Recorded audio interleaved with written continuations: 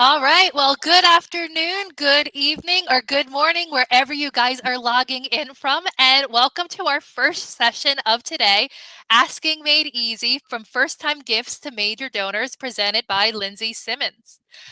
So before I hand the session over to Lindsey, I'd like to remind you all to be sure to add your questions to the Q&A tab so that we can see them and answer them at the end of the presentation. Questions that you put into the general chat area may not get answered due to the constant scrolling of the screen. So with that said, Lindsey, I'm going to turn it over to you. All right. Awesome. Audio good? I'm going to assume it is because I don't see you anymore. I'm thrilled to be here. Thank you all for joining us. And I'm Lindsey Simons of Lindsey Simons Consulting, and I've been in major gift fundraising and fundraising at large for most of my career. So over a decade, and have raised over $1 billion. I'm thrilled to be talking to you about how to make the ask at any size. And let me just get the next slide going. There we go. So here I am, and you can find out more about me at lindseysimonsconsulting.com. I'm also pretty active on LinkedIn and sometimes on Instagram. I'm trying to manage my social media. I want to start with a story. That is the theme of this conference. And I just had a really timely experience where one of the campaigns that I'm managing, one of the donors or one of the volunteers was reaching out to a donor. Now, this donor had heard about our capital campaign a couple of times already. He filled out a survey that had been sent. He had attended a reunion. He is an alumni of a school. And he'd also sat down and talked with our fundraisers about the project. Then when it came time for the ask, we reached out, the client reached out and said, this is what our project is. You've been involved in it. Let's have a conversation about how you can be supportive of it. So they had gone through all of those, the cycle of the first capturing attention, that cultivation, that discovery of interests, moving into a briefing, really getting to know the project itself, the budget, the timeline, the purpose, the vision, the why, and then ultimately asking permission to make the ask. And then when our fundraiser made the ask, he said, okay, let me think about this. She said, great, I'm not looking for an answer right now, but let's find another time, maybe in a week or two, and let's talk about what you think you can do. So he agreed. They set up a time then and there, and they followed up the next week. When they followed up, he said, because you made such a meaningful, specific, and personal solicitation of me, I'm thrilled to say yes. I'll not only meet the ask that you gave, but I'm also going to do a little bit more on top of that for your general operations. So it was for the organization at large and for a specific project. And that was the best case scenario. That's one that I really love to see highlighted because it's a process that we're talking about in fundraising. Now, again, whether this is a capital campaign, major gifts, or an annual fund ask, even an event ask, an electronic solicitation, what you're doing is you're walking the donor through a process with you to understand the purpose, the why, the meaning, the heart of the project, and then really making sure that it makes sense. Does it make good business sense? Does it make sense to the head, heart, and gut?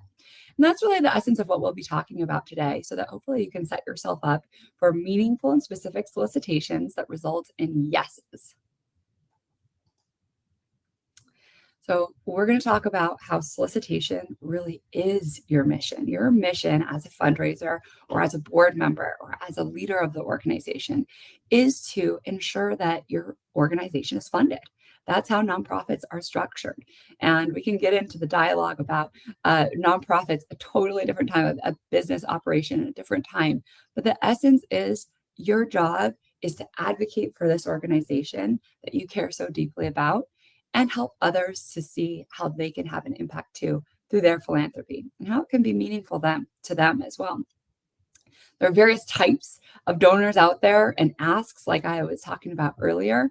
We've got different segments of our fundraising pipeline that we might want to be taking note of. And then how are you matching your donor with a specific solicitation? What's the right solicitation and how do you do it? And then we're going to get into brass tacks samples of specific language. So if for nothing else, You can download this presentation. You can also download a handout that I've created that has specific 5-point guidance, as well as the ask language. Print it out, practice it, make it your own. The most important thing that I want you to hear of this entire presentation is that be yourself. If you're in your conviction and you're in your confidence, then an invitation to support your organization can't go wrong. So know what you're going to say, know how you want to say it, and go in there and relate to a person.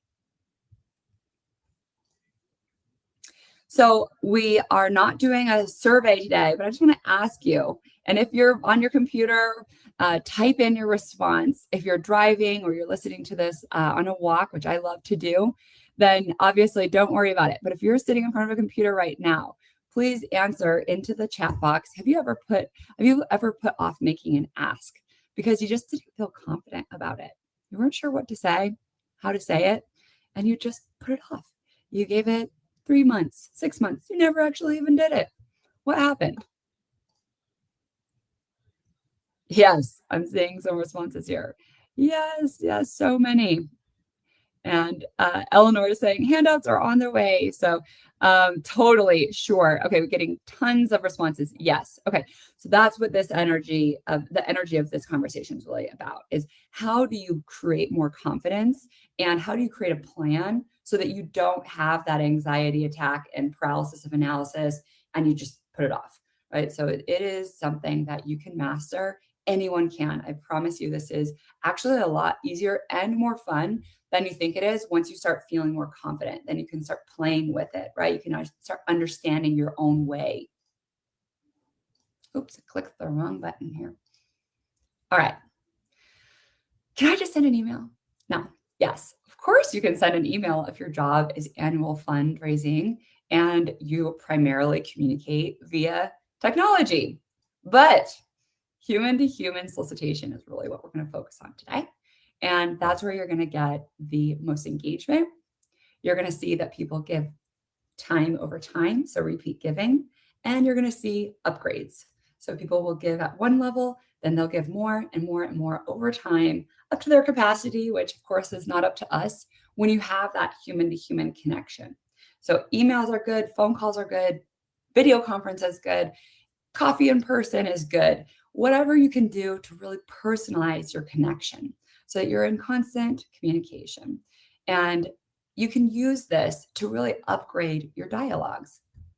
Now, this deck is created so that it can be a standalone. There's a lot of language on here. And I know that most of you have also given fantastic presentations. And we know that sometimes it's better to have a few words on a slide so you're really listening to the presenter. And other times you want to have a robust deck so that somebody can download it and take it home with them. I'm using the latter strategy here. So you can skim and read along with me and pay attention because I'll share everything that's important on the screen. So it's really proven that understanding the impact of the gift and having a personal connection is going to result in more donations and more repeat giving, as I said earlier. So what I was talking about at the very beginning of my presentation, when I was talking about the example, is we were thinking about the donor life cycle. Okay, so it's understanding how do you engage your prospective donors by really discovering, first of all, who are your donors? And we'll get into that in the next slide. But then how do you deepen the relationship? So do you engage them in various ways? Do you have an electronic survey or something that's, maybe it's a monthly newsletter? Maybe it's your Instagram social posts. Love seeing those. Maybe it's even a video. I've seen one of the presidents that I work with, he will record a message that's like a 10 to 30 second message and send it to all of his top donors. That's, hey, I'm just checking in with you. Here's what's going on with the program. This, and this happened today. Have a great day. Send. I really like that approach. Now that everybody is more technologically savvy, whether we like it or not, that's the direction that we're going in. So it's really deepening the relationship, okay? And then the next step, so think about this as a phase. The next step is really briefing your donors. So helping them to understand what's to come, what's happening, what are the details. So I think of a briefing as not just the, get to know you, have a good time, but it's a little bit more of the nuts and bolts. What's our budget? Where does the money go? How does it create change? Where are we hoping to go? What's our vision for the future? Those elements will really help bring your prospective donor along to become feeling like more of a partner and invested intellectually. They start to understand, oh, this organization is really doing good things with a thoughtful approach, a business-minded approach, strategic approach. When they start feeling that, they build natural affinity towards you and trust. They start thinking, this makes sense to me, right? I'm not just being sold a bag of goods, which I'm sure none of you are doing. But I know that sometimes fundraising can feel really awkward when you just don't want to talk about money. That's something that Americans are really encouraged to not talk about money. We really value privacy. But in fundraising, you've got to bridge that barrier, right? And jump into that unknown world or that uncomfortable world of being in the conversation about how you're creating your mission is worthy. Your mission is worthy more than your fear, more than your anxiety around how to make the ask. That's where the briefing is. And then when you're asking for your support, you're making your solicitation. I love the middle step of asking to ask, asking permission. So you're saying, hey, John, we've been talking about this project. I'm so glad you got to know some of the other donors. And I'm glad that you understand now our big picture plan, where the money's coming from, where it's going, and where we're going as an organization, and what the impact of your giving is. Now, I'd love to transition to talking about how you can support this project. Is that an appropriate thing to do now? So you see, I'm asking a question, then I'm being silent. And then hopefully that donor says, absolutely, thank you so much. Let's go. What are you looking for? How can I help? And then you go into the solicitation. So, dear John, I'd really love for you to give $100,000 today to be paid over the next 5 years. Is that something that you're able to do? Or it's maybe $1,000. At any amount, the fundamentals remain. So you can ask for $100 the same way you ask for $100 million. I know because I've done the whole gamut. And you do the same steps of bringing somebody along and engaging them in the process, inviting them to support your organization, inviting them to be a part of the solution. Another transitional question or phrase could be something like, now that you understand where the money is going, where it's going to be, what's going to be funding, would you be willing to have a conversation about how you could fund it yourself? How we're going to fund it together? Any of that language, transitional language, is really helpful. And then going into the solicitation. And then, of course, is keeping up with stewardship, telling your prospective donor how their money has made an impact, how the collective has changed the game for your organization. And then you're back at the cycle again. Then you're ready to make another solicitation. So in your comments, just like you did already, and thank you so much for so many of you who are actively engaged in this presentation, what motivates you? 1 to 5 words. What motivates you? Is it the person who's asked you? Is it the impact of your gift? Is it your faith or sense of obligation or duty? What motivates you? And I'll call a few of the answers out.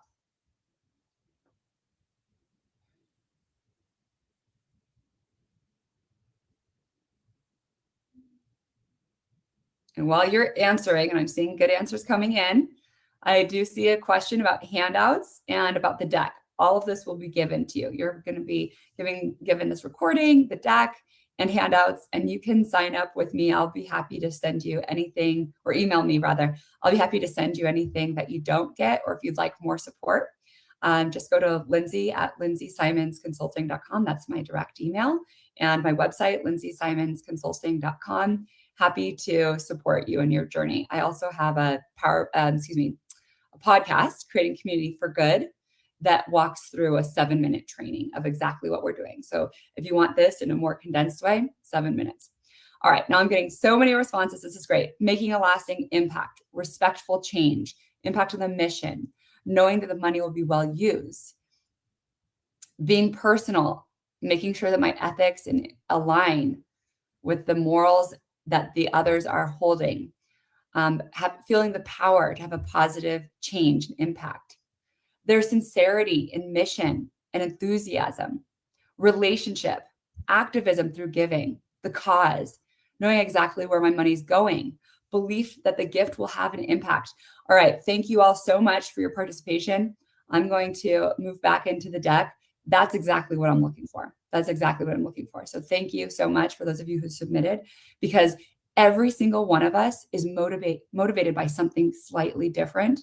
And there are lots of trainings that you can understand what motivates people. Look at archetypes, look at the 7 phases of philanthropy. What's important is that you get to know your donor, but know that at large, what I just read out is what we see statistically as well. People fundamentally give to people. They want to know that there's a connection to who they're giving to. They want to know that this is going to have an impact. They want to know that there's transparency. This is above board. They want to have alignment with their values. So that's how you really want to consider what motivates your donor before you go in and have a conversation with them.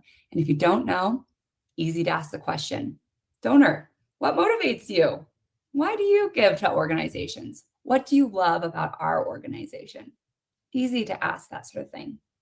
I think it's really important that fundraisers, whether, again, it's a profession for you or you're a volunteer or you're just kind of listening in on this presentation, know that whatever you ask for, whether it's for a nonprofit or something you need help with, when you ask somebody to help you out or to help an organization or impact change, most people want to do that.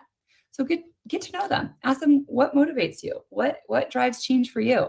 Would you be willing to support us? Would you be willing to help? Would you be willing to invest? What does the future look like to you with the impact of a collective organization here? So don't be afraid to ask really high value questions.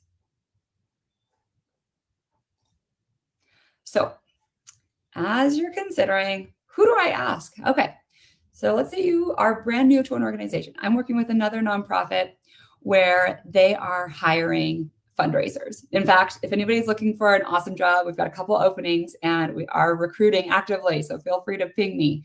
It's an organization that is very strongly mission driven. And we're going to give the new hires a list of about 150 names. That's going to be their portfolio. That's a pretty common average between 100 and 200 for any professional fundraiser in a year to be engaging with that many people. Now, what's important to figure out is, how do I segment this? How do I make sense of this? I really like to do a little rating on affinity, access, and ability. And if you don't know any of the donors, again, that's okay. Go out and have a conversation with them. Get to know them. Consider that your briefing stage before you get to the ask. Don't jump right in. And get to know, what is their natural affinity for? Is it you? Is it for this specific organization? Is it for the mission at large? Is it for the region? So thinking about, where is there a natural connection? You don't have to sell them anything. They already believe in what you're doing. You just have to tell them that you've got the vehicle to get it done. Then you're thinking about who's got what ability. So thinking about capacity to give, financial capacity. Then you start segmenting. Okay, well, this person is historically giving this. I'm seeing on a wealth rating that they're able to do that. Let's ask them for something around here. Now, the next grouping, they might be in the next a bigger category, perhaps. So it's just starting to think a little bit about, what could this person do financially? And again, you never know. You never know until you ask. So it's up to you to make an educated guess. That's where the science and the art of fundraising come in. And then you ask them, I don't know your capacity, but I do know of the impact that you could make with a $5,000 investment in this project. Is that something you're willing to do? And then finally, access. So making sure that you're really thinking about, do we have a connection to this prospective donor? Or is it just that we're all trying to get in front of Mackenzie Scott? Right? It used to be Oprah or Gates. Now everybody wants Mackenzie Scott's attention. And that's good and it's worthy. But think about what's actually in your reach, right? So who do you actually have a relationship with? Either you as the fundraiser or the board member or volunteer. Who's in your 1 or 2 degrees of separation? Now, you can use Donor Perfect to filter reports and see who is in which constituency so that you can start categorizing. So that's a good resource for you to just remember that Donor Perfect does this. Now, and also segmenting, right? So Donor Perfect is awesome at that. And so this is where I was alluding to this earlier. So can you start categorizing? Plan your work, work your plan. Do you have major gifts?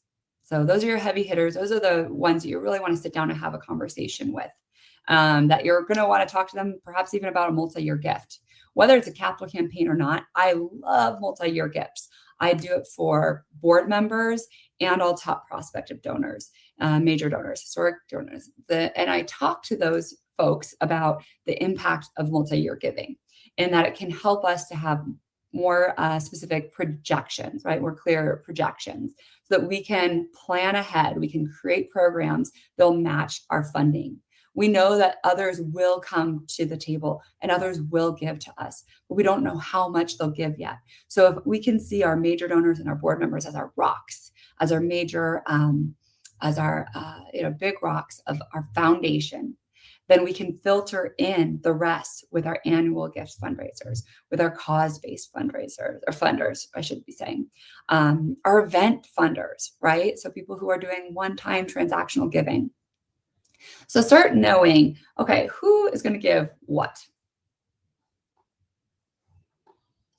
And how do I want to prioritize them, right? So that's what this is about here. So how are we thinking about managing our time? And again, Donor Perfect can help you with this data identification, prioritization, segmentation.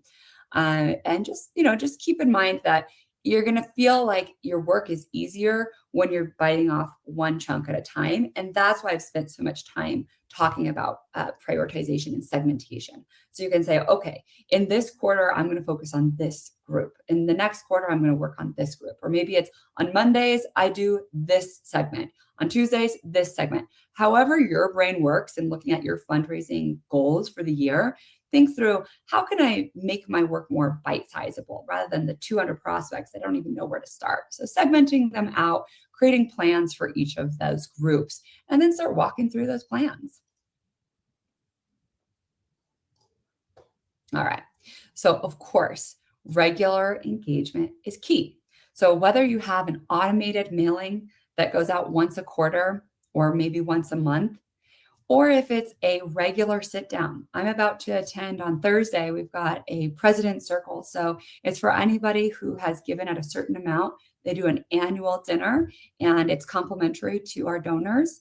And we sit down and we talk about the impact of their giving. They get a chance to meet each other. They get a chance to bond, feel connected, as we know that many people are motivated by the social aspect of philanthropy and nonprofit involvement.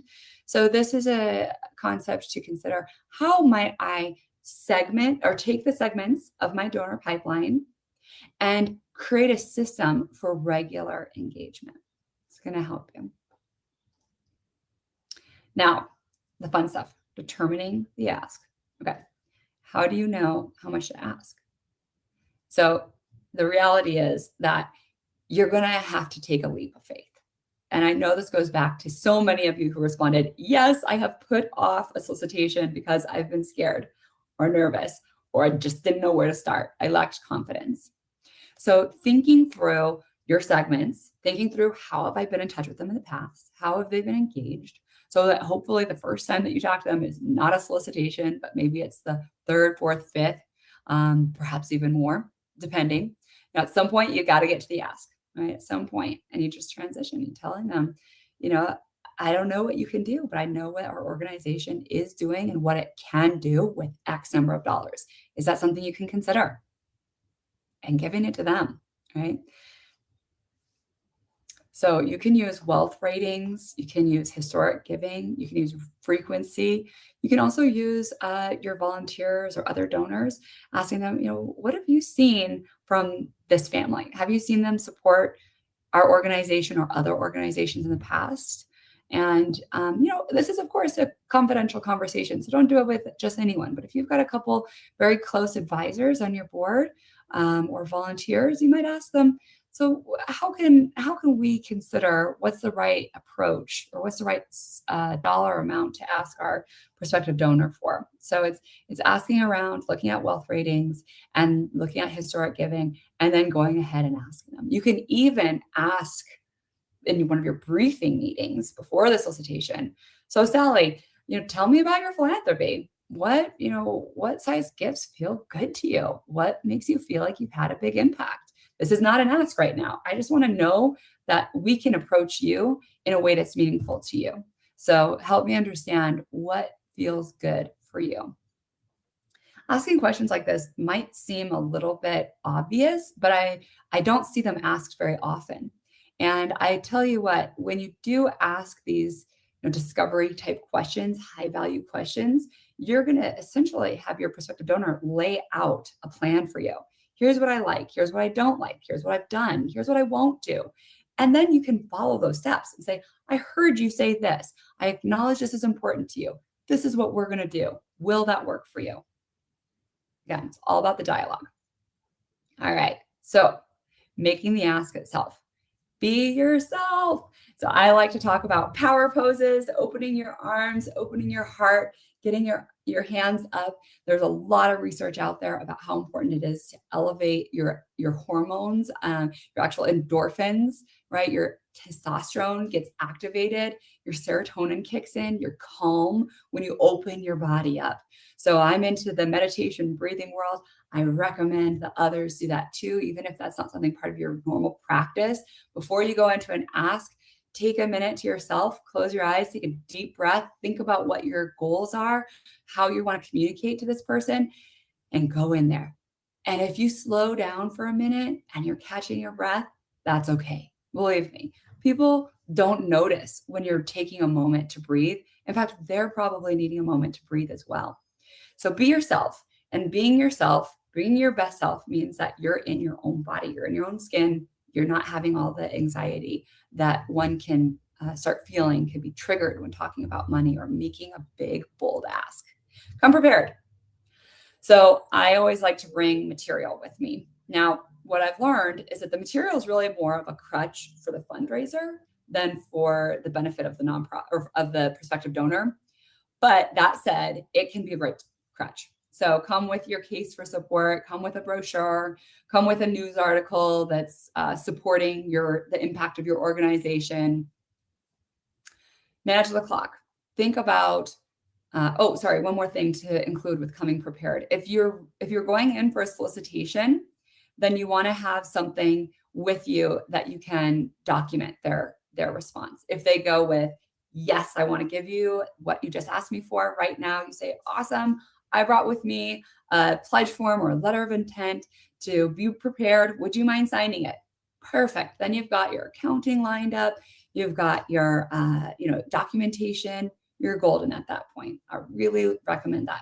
And if somebody says, I'm not ready to give yet, no problem. We're not looking for any answer today. Let's talk about it again next week. And so you never pull out that pledge form. You just keep it by your side. Or let's say you're on a video solicitation, as I know is happening still. You don't click on that tab. Totally okay. It's just being prepared with what you might need, just in case. You might also bring a table of gifts. You might bring a list of donors who've already supported this organization or this project, so long as they're consensual, of course. And then managing the clock. So I like to think about the first quarter of sitting down, just level setting, getting that human to human connection, locking eyes, that sort of thing. Then your second quarter, and also in the first quarter, letting them know this is the game plan for the next hour. I want to share with you a little bit I would love to catch up with you, hear how you're doing, and I would love to then share with you again, reiterate the primary purpose of this conversation or of this mission, whatever it is that you're talking about, right? So what's your impact, whether it's a project or the organization at large? And then I'd love to hear from you what is meaningful to you and what are your thoughts on our plans. And then I'd love to talk to you about how you might be able to support it. So those are your quarters. You've said that to your prospective donor at the very beginning of the meeting, and then you act it out. Okay, so in every quarter, you're taking a look at the time. Hopefully it's nearby and not awkward. Don't worry about it. If you have to pull up your phone every 15 minutes, skip that. That's going to be weird. Just have a time, a clock in your head and start thinking about, have I shared what I need to be sharing? Have I given them a chance to reflect and to give me feedback and to share what's meaningful to them? And then at the last quarter, so the last 15 minutes of an hour, or if it's a 45-minute meeting, the last 10 minutes, that's when you want to make the ask. If you make the ask at the beginning of the meeting, they're not going to be able to listen to a single word you say. All they're going to be thinking about is, whoa, I didn't expect that. How am I going to do that? Should I say yes? Should I say no? Where did this come from? Right. So they're going to be running through their questions, as any human might, assuming that you're making a big, bold solicitation. So that's why I like to wait to the end. So you have a chance to connect, build rapport, talk about the impact, talk about the mission, and talk about any questions that might still be remaining. And then once most of those are resolved, that's when you say, is it okay if we talk about how you might support this project? You go in and you say it clearly. You use specific language, you use their name, you make the ask, you tell them why, and then you're silent. Stop talking. Let them have a chance to respond. And then you close, right? So you're either thanking them or you're saying, I'm not looking for a decision today. Please carefully consider it. If somebody full on refuses, we'll talk about that in a few minutes. You're most likely not going to get that if you've actually had a couple meetings with them in advance, because otherwise they wouldn't be taking your meetings if they're not willing to go down a path with you. Perhaps they'll give you a much smaller gift than what you had hoped for, but most times, 99.9% of the time, they're not going to say, you know what? No, I'm not going to support this organization if you've met with them a couple of times. All right. So getting into a little bit more detail about what I was covering earlier, being your best self. So what's it going to take for you to be confident? How are you going to show up in your best self? Coming prepared. So not going empty-handed. It's bringing the material that you need to support you and to support them. Managing the clock. So this is when you're looking at, how am I using my time wisely? What are we really doing? Making sure that this is a dialogue, not a pitch, not a presentation. You're actually having communication here. And then you're saying it well, you're saying it clearly. You're saying their name, you're saying a specific solicitation, and you're telling them why in 1 or 2 sentences.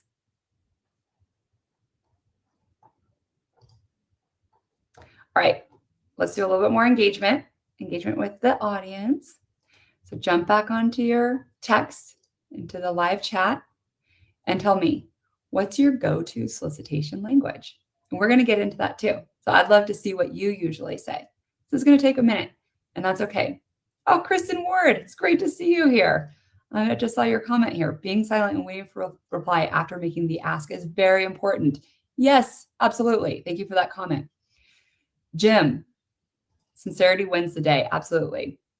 Should soft asks be prepared? Should soft asks be prepared throughout? Yes. So soft asks, absolutely. Think through, what are your soft asks? Are your soft asks, would you be a volunteer? Maybe your soft ask is, would you be willing to support this project? That's a yes, no, right? And then they say, yeah, sure. What are you looking for? Then they're going to tee you right up, right? So yes, thinking through how you might get them into that yes mode, right? Or even no, just responding. Is this something that's meaningful to you? No. Okay, great. What is meaningful to you? If you determine by having great conversations that this project or this organization that you're representing is not a priority that they want to fund, no harm, no foul. Move on. Thank them for their time. All right, so I was buying a little bit of time there so that people had a chance to respond. And thank you. I'm seeing really good engagement again. So what's your go-to solicitation language? And I'm seeing great responses. I'm going to read some of them out as I've done in the past. And it's asking for advice. I've seen a couple thumbs up to that one. What kind of project makes your heart sing? Love that language. Absolutely. Nice job, Valerie. I'm seeing 3 hearts and 2 thumbs up. So obviously people really resonate with that. Another one is, I've already said that one, the being silent afterwards. Investing in the future of the org's mission. So saying, thanks, Joseph. So if you're saying, would you be interested in investing in the future of our mission? And you can specifically say the mission as well. Asking for advice. It's in person, friendly ask. Feedback, asking for feedback. I love this, Haley. What keeps you up at night? So what keeps you up at night? What's meaningful to you? Nice. They equals you. You are the gift. That's one of my favorite subject lines, says Miriam. Nice, Miriam. Thank you.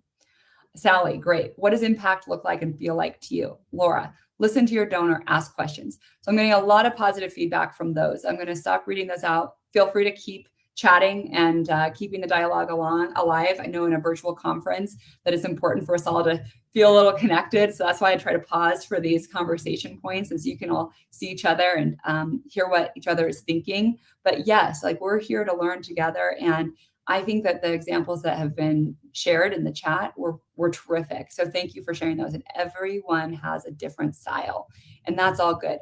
Now this slide, like I said earlier, this is a text heavy slide. So listen to what I'm saying. Don't get too stressed about what's written there. You can print this out.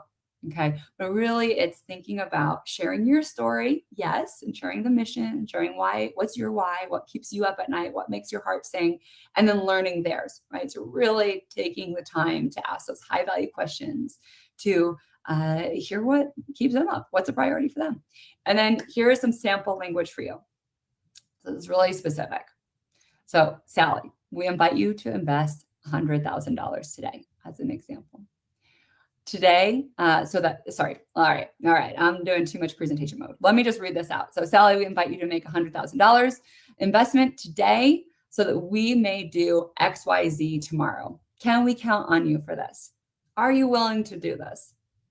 So it's a specific and meaningful solicitation. You can also use a phrase like, I don't know your capacity, but I do know how this gift would make a change on the organization. This will help us to build the next building. Would you be willing to give $5,000 today and every year for the next 4 years, a total of $25,000 for 5 years? There's some samples there. Tons of samples that I've bulleted out here, just trying to give you a smattering or plethora of different phrases, different ways that you might feel comfortable doing the ask.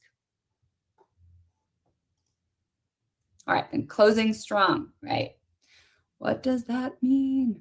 What that means is being prepared, being ready to handle your responses. So it means that you're keeping the ball moving, right? So you don't just say thanks and I'll follow up with you later and hang up. No, you really want to set down a time where you can close the gift. So let's say you opened the gift, you opened the solicitation by making the solicitation. And then they either said yes and you signed it and you said, I'll be in touch with you over the next couple of weeks to give you a copy of your signed letter of intent and let you know who else has been involved or where the impact of your gift is going, whatever that might be. Or if it's that maybe, I'm not sure yet, not that amount, not this time, it's figuring out when's the right follow-up and what's the right amount, what will work for you. Let's talk about this again in a week or two. And then you set a date and then following up, thanking them again, reiterating the key points. I'd go with 3 key points and your next steps. People aren't reading long emails anymore. They're not wanting a ton of literature anymore. So keeping it focused on what's the most important and essential information. If somebody does say no, again, not very likely that they're going to get to this point and say no, you can still handle it with grace. Thank you so much for your time and willingness to hear our case. Is there anything that we could have done or can be doing differently to gain your financial support and trust in our organization in the future?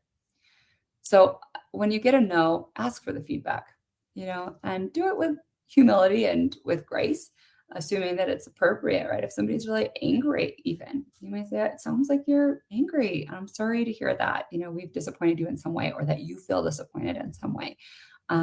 What could we do differently? That does not happen very often. Again, if you've gotten to this point, you're probably not getting there. Okay.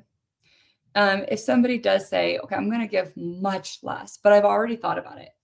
That gift or that request is way out of my league. You asked for 100,000. I'm thinking I can give you 10,000. And I've thought about this. I figured this was coming. At that point, what you're looking for, your spidey sense is saying, is this a thoughtful response? And in that case, the phrasing that I just used is yes. Yes, that person has considered this. They're able to do 10,000.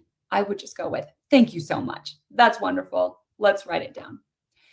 If somebody says, wow, $100,000, I wasn't expecting that. I was thinking more of like a couple thousand. Then say, no problem. I'm not looking for an answer today. Would you be willing to consider it? Would you be willing to consider the impact that 100,000 could have? And if it's not 100,000, what could you do to try to meet that? And most likely they'll say, okay, yeah, I'll give it some time. And then again, then and there, you say, great, can we follow up in a week or two? What's the right timing for you?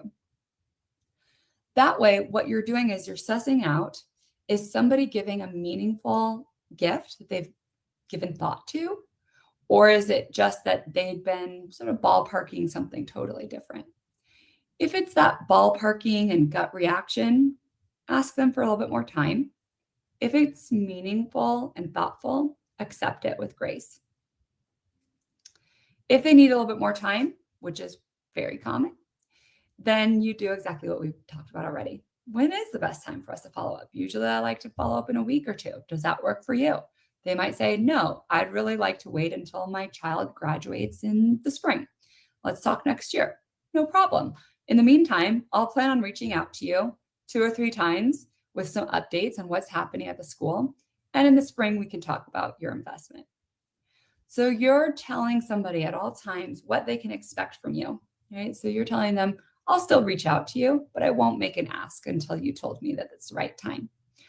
I think that when you are feeling like you're managing expectations and you're being clear, you're getting buy-in on a plan, you feel more emboldened and empowered to actually act out that plan, and you're not doing the guesswork. That's where a lot of fundraisers feel the anxiety and lack of confidence, is when they start second guessing themselves. Well, we just talked in the spring of 2022 and they said they wouldn't be ready until spring of 23. So I guess I'll put them on my chart for next year and I won't reach out again. No, you want to just tell them, great, I'll reach out a few times and let you know what's going on. And then in the spring, we can talk about money. Then you've got a plan for yourself. And then you know that when you reach out, you ask them for a coffee or you tell them about what's going on. You know, and they know that there's not going to be any surprises and that you're just doing a touch point. So telling people what to expect from you and planning your work, working your plan, as I said earlier, that's going to make you feel more comfortable and your prospective donor more comfortable. Again, if it's a yes, sign it, sign something. That's so important nowadays. Auditing is really critical to nonprofits, right? And knowing what you have to work with. So having something in writing is helpful. In most cases, it's not going to be legally binding. That's why I use terms of letter of intent, pledge form, commitment, intentions. But it's not legally binding. So you can tell your donor that as well. But you're saying this is a best or a faith-based or in best faith. I'm losing my words at the end here. Your intentions, and we're going to count on this. Let us know if anything is going to change. This is really helpful for us to know how we can invest that money into the program to make the difference that we've all talked about is important to us. So those are some ways to handle the responses. Now, last slide before questions come up, just to give you a teaser. So we've got 15 minutes, and these are the takeaways. I'd love for you to start thinking about your questions and filtering them in. And Donor Perfect team is going to help me to navigate those questions. So fill them in. We've got some time to talk. So think again about how fundraising is your mission and that it's a way bigger mission than you. So your fear, your ego, your sense of, can I get these words out of my mouth? Remember, that's just personal to you. That's not what's personal to that person, to the prospective donor. And it's not what's important or meaningful to your mission. Your mission is bigger than you. It's bigger than your fear. And I'd like to shout out to Julie Ordonez. She really talks about taking hold of that ego and of that fear and understanding that your mission really is to be bold. And she was on my podcast, Creating Community for Good podcast, just in the most recent, one of the most recent episodes. I think it would be 48 or something like that. That's a good refresher for you to hear some passion about how important it is to take yourself out and just see yourself as a conduit. So consider that. And then tailoring your ask. So you're segmenting your pipeline, you're prioritizing them, and you're creating engagement pathways, knowing that each of those groups might have a different pathway. But if you create pathways that are consistent, then your workload will be much easier.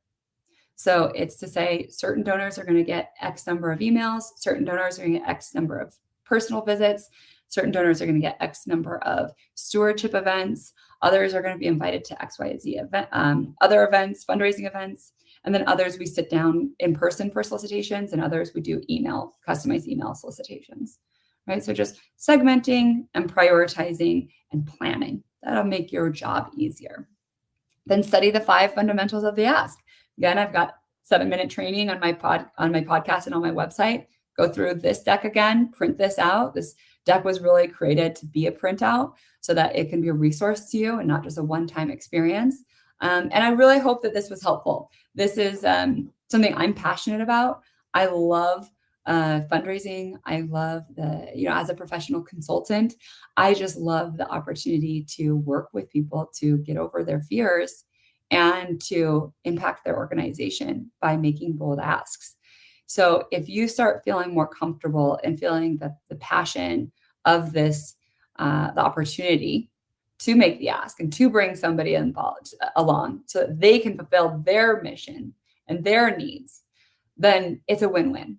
A lot of people, right? So they might work in a totally different field than your nonprofit does. And being able to give money to the people who do the work day in, day out is a great gift to them. So think of it as really a win-win, and that people have missions that they want to fulfill through their funding as well. All right, so I've bought a little bit of time so that we can go through some of the questions and answers. And I'm going to just take a moment to read them and invite Donor Perfect team, if you want to come back in, feel free. Although, hey, Amanda. Hello. Come on in. How are you doing? I'm doing good, especially after hearing all that great content. Awesome. So before we go ahead and read the questions, I did want to share one of the comments that was placed in the chat that I thought was super interesting, which was Deidre Snyder. She said she had a donor who was thinking about giving $25,000, and she presented him with opportunities to give 25 and 75, and he gave 75,000. Nice. So I thought that was a very interesting comment. It got a lot of traction, so I just wanted to highlight that for everyone in the chat. Yeah, that's good, Amanda. And I would love to reiterate that that's a great strategy. So coming with a pipeline, not pipeline, I just got distracted by the pop-up, but a menu of giving, right? So it's 25 would do this, 75 would do that, 100 would do this. And so it's thinking about, even if it's not a tangible physical thing that they can invest in, it's ways that you can conceptualize your work so that they can say, oh, wow, with a little bit more, you can do X, Y, and Z. I want to do that. That's what I'm in for. So great example, Amanda. Thanks for drawing attention to it. Also, you can use that strategy with recognition. So sometimes people, not everyone, but some people are motivated as a sub motivation, sometimes primary, but usually a sub motivation by recognition. Maybe it's thinking about their legacy, their family legacy. Maybe it's honoring one of I was just talking to a donor about how they have an endowment in their aunt's name, and the aunt's passed on, but the niece is still around. And this organization just solicited her again to continue to honor her aunt. And she loved that. And she said, yes, I will, because I want to see my aunt's name in lights. I loved her so much.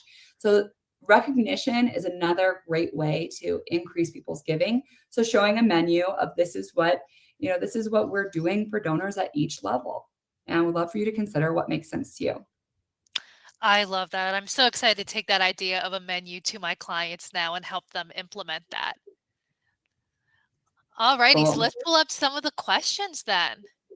Yes. So let's see here. We got a lot of traction in here. So Miriam was asking, how do you know that a donor is the right person and most likely that they will support your project? How do you know that that's the right person and that they'll support your project? Is that the question? That is correct. Yes. Okay. Right. So it's that pre-work that we talked about already. And then you've got to go in and you've got to make the leap and figure out if you're right or wrong, right? So you think you know that this donor is going to be the right person and that they're going to support the project because you've had some dialogues with them. You talk to them about what's meaningful to you. How do you see our mission being fulfilled through philanthropy? Do you see that our vision is in line with something that you believe in, that you believe is important? So those are those high value questions early on to sort of get to them to opening up and saying, I love what you do. Yes, absolutely. Or, I just don't really agree with your approach. And if they're not agreeing, well, asking them follow-up questions. What would be helpful? Maybe I'm not communicating in the way that you'd like to hear. Would it be helpful if I bring a program officer? Would it be helpful if I bring the president? Would it be helpful if I bring another donor to another meeting? So it's thinking about objections not being shutdowns, but being opportunities to reroute. And again, always asking for that feedback. How might we help to find alignment? And if there's just not alignment, thank them and move on. Not everybody wants to support your organization. That's okay. Totally okay. You don't need everyone to love you. You just need a handful, right? Think about your project, your priorities, what needs to get done, and don't sweat it if somebody says, you guys are great, but it's not my priority. Great. Thank you for telling me. Move on. Yep. It's so important to be able to just let them go when needed. Yeah. Agreed. What else is coming up, Amanda? Let's see.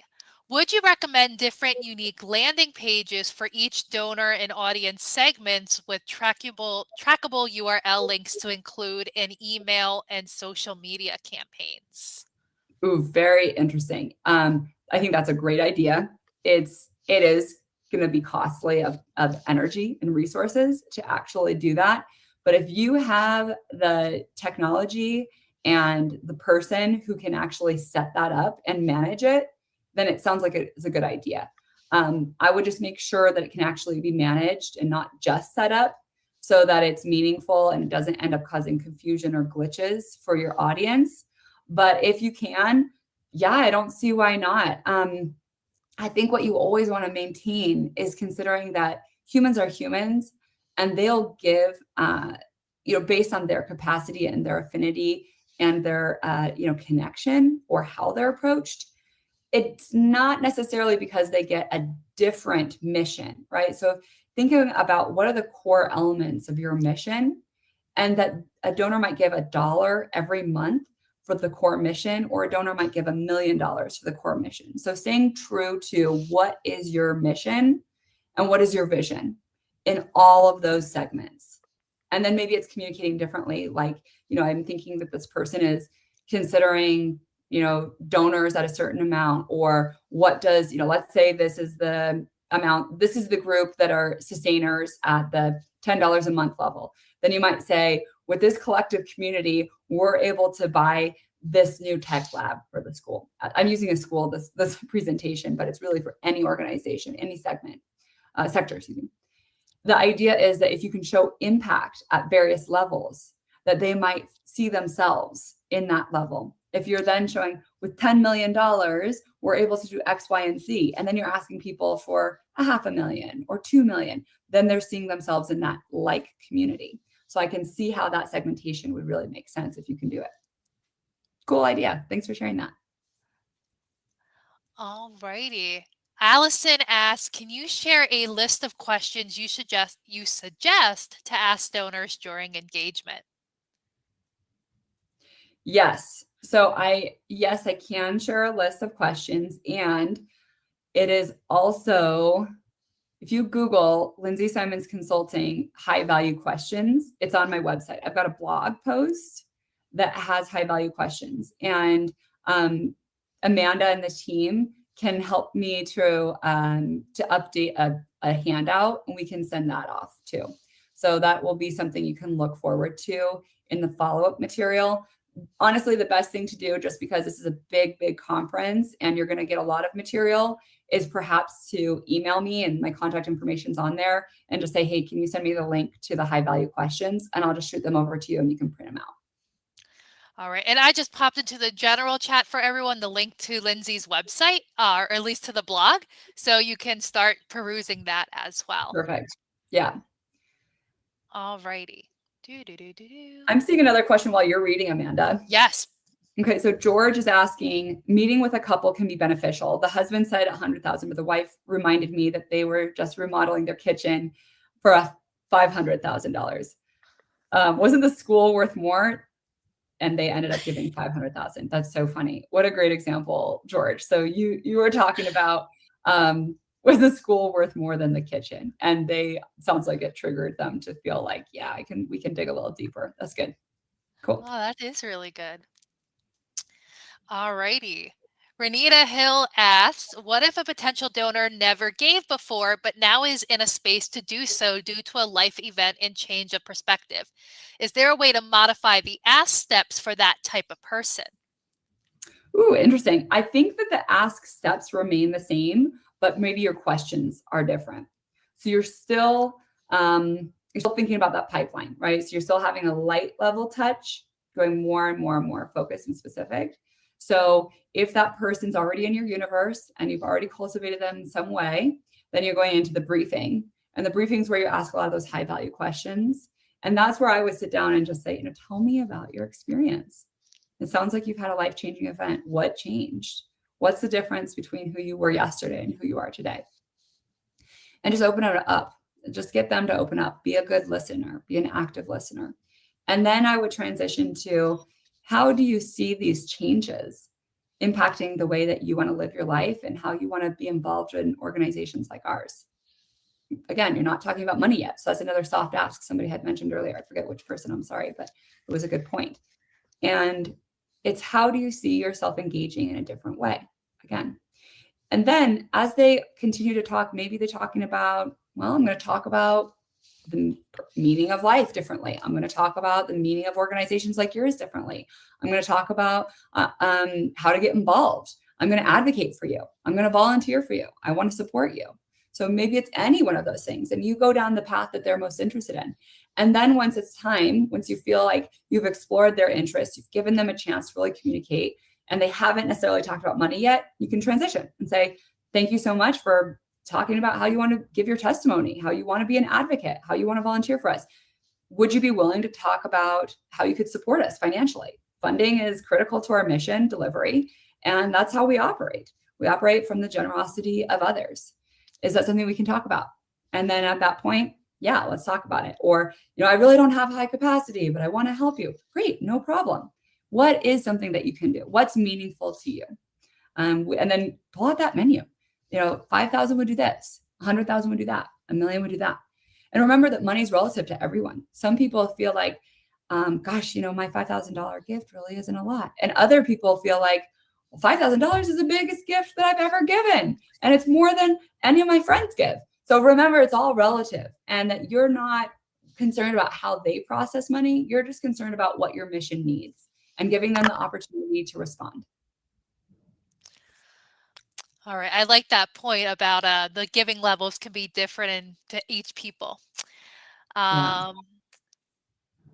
All right. So an anonymous user asked, in a get to know you conversation, would you recommend not bringing a case for support, but rather just focus on a good conversation, getting to know where their goals and interests lie, and then follow up with a proposal? Sure, that's great. It could be a leave behind as well. Easy to do that. So your case for support could help you in guiding a conversation if you're feeling anxious or you're not really connecting with this person. You might say, oh, I brought something here I wanted to share with you. Do you mind if I just kind of point out how it's organized? And that way you're not reading the brochure, but you're saying, you can see here, this is one of our beneficiaries. You can see here, this is how we have strategically outlined our next 12 months. Or you can see here where our money comes from and where it goes. And let that open up the conversation. But if what I'm hearing from you, Amanda, is the person who asked this question, that person doesn't need this help. Fine, great. Bring it with you, give it to them at the end. Hey, this is just a leave behind. This is something I'd love for you to take a look at later on. Or you don't even bring it. You do what this question asker said, which is you have a great conversation and you say, I'm going to email you tonight or tomorrow, and I'll include a link to more material about what we just discussed today. But thanks so much. Right. And then in your follow-up email, you're saying, thanks so much for telling me about boom, boom, boom. So you're reflecting what you heard, and you're saying, if you would like to hear more about this program, or if you'd like to take a review of our annual report, is attached here. So I think that it's knowing what you need, seeing it as a tool, not a mandate. That is amazing. And that is putting us at the end of the time that we had Oh, today. perfect. Right So on thank you time. all for attending our session. And thank you, Lindsey, for all of this great information. So You're we hope welcome. all of you will be joining us in a few minutes for our upcoming sessions at a glance using digital platforms to get your story out using videos. And no matter what session you choose, you're not going to miss out on any content because everything is being recorded for you. So see you all in a bit. Awesome. Thanks, everybody. Have a great session.